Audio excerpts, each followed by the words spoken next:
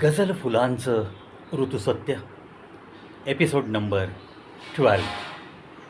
अंजुम यांच्या सुंदर गझलांचा भावानुवाद doctor Naseem M Pathan, शोलापूर. चला मित्रांनो, अंजुम यांच्या अजून काही गझला आपल्या मनापर्यंत पोहोचवण्याचा हा प्रवीचा प्रयत्न. ये मोहब्बत में मौजीजा कर दे, ये मोहब्बत में मौजीजा कर दे, मुझको मुझसे ही तू जुदा कर दे. गम अपना ही तू मुझे अब अता कर दे, गम अपना ही अब तू मुझे अता कर दे.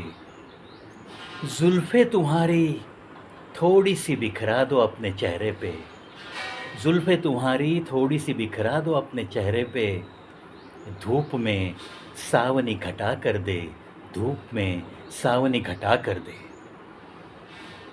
मित्रांनो, प्रेयसी तर गेली आहे, पण तिचा विरह सहन करता करता तिच्याच आठवणीत पहा शायर काय म्हणतोय. तो तिच्या प्रेयसीला विनवणी करतोय की तू आता असा काही चमत्कार कर की मलाच तू माझ्यापासून वेगळं करून टाक. असाच काहीसा तू चमत्कार कर. तुझ्या विरहात मी हीच मागणी करतो. शायर पुढे जाऊन म्हणतो, अगं तसं मला काही नको आहे, पण तुझं जर काही दुःख असेल तर ते सारं दुःख तू मला दे. तुझं सारं दुःख मी घ्यायला तयार आहे. ते दुःख सारं तू मला दे. त्या दुःखाला कुरवाळतच मी माझं जीवन व्यतीत करेन. शायर कशी विनवणी करतोय बघा. प्रेमामध्ये हे असंच होत असतं का हो, असाही प्रश्न मला तुम्हालाही विचारावासा वाटतो. तो म्हणतो, ती जरी गेली आहे तरी त्याच्या मनामध्ये तिची सुंदरता कशी ठासून भरलेली आहे. तिचं त्याने मनात साठवलेलं रूप ते आठवून हा शायर पुढं म्हणतोय, तुझा जो सुंदर केशरंभार आहे ना, तो थोडासा चेहऱ्यावर येऊ दे ना. तुझा तो सुंदर केशरंभार थोडासा चेहऱ्यावर येऊ दे. जणू काही या उन्हाळ्याच्या दिवसांमध्ये छानपैकी पाण्याने भरलेला ढग आल्यासारखं मला वाटेल. धूप में सावनी घटा कर दे. पहा, उन्हाने लाही आपली होतच आहे ना या मे महिन्यापासून. आत्ता जून उजाडला आहे आणि अशा ह्याच्यात जेव्हा पाण्याने ढग भरून येतात तेव्हा किती आल्हाददायक वाटतं ना. उकाड्याने आपण हैराण झालेलो असतो. तर हा जीवनातला उकाडा माझा तू जेव्हा तुझा केशरंभार चेहऱ्यावर आणशील ना, त्या रूपामुळं जणू तसा आल्हाददायक वातावरण मला समोर दिसेल, माझ्या मनाला ते जाणवेल. आणि म्हणून जुल्फ तुम्हारी थोडी चेहरे पे बिखरा दो, धूप में ही सावनी घटा कर दो. अशीच काहीशी मस्त विनवणी हा शायर करतो.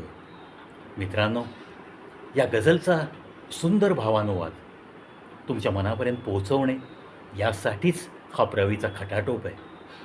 अंजुम यांचं एक पुस्तक गझल के फूल, आणि मग त्याचा भावानुवाद करण्याचं एका हुशार व्यक्तीच्या मनात येतं काय, आणि मग ती व्यक्ती कामाला लागते आणि नतीजा अतिशय सुंदर भावानुवादाचं ती व्यक्ती स्वतः पुस्तक तयार करते, अर्थातच अंजुम सरांच्या परवानगीने.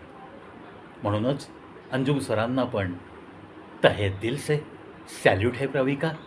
आणि भावानुवाद करणाऱ्या डॉक्टर नसीम पठाण मॅडमनासुद्धा दीर्घायुष्य लाभो, आरोग्यदायी त्यांचं आयुष्य जावो, याच सदिच्छा आणि याच प्रार्थनेसह या एपिसोड नंबर 12 इथेच थांबतो. पाहत रहा, ऐकत रहा कवी प्रवीज show YouTube channel, the only channel which has given a lot of variety including ghazals, songs, Marathi poems, Hindi poems, English quotations, mix masala of Hindi singers. क्या कुछ नहीं है अपने चैनल पे. सोशल अवेयरनेस, बहुत कुछ देने की कोशिश है. ये जो भेसड़ का मामला है आजकल दुनिया में, मिलावट का मामला, बस मिलावट करके हर कोई अमीर बनना चाहता है. इसके बारे में भी बहुत सारे वीडियोज़ हैं to make aware the society of such type of foolish things happening in the world. मित्रांनो, Kavi प्रवीज show YouTube channel subscribe केला नसेल तर जरूर करा. 6,720 व्हिडिओंचा आपण आस्वाद घेऊ शकता. फक्त 4 वर्षात प्रवीण घेतलेले हे कष्ट आहेत. चला एकमेकात शेअर करूया आणि या मराठी कलावंताला थोडासा सपोर्ट करूया.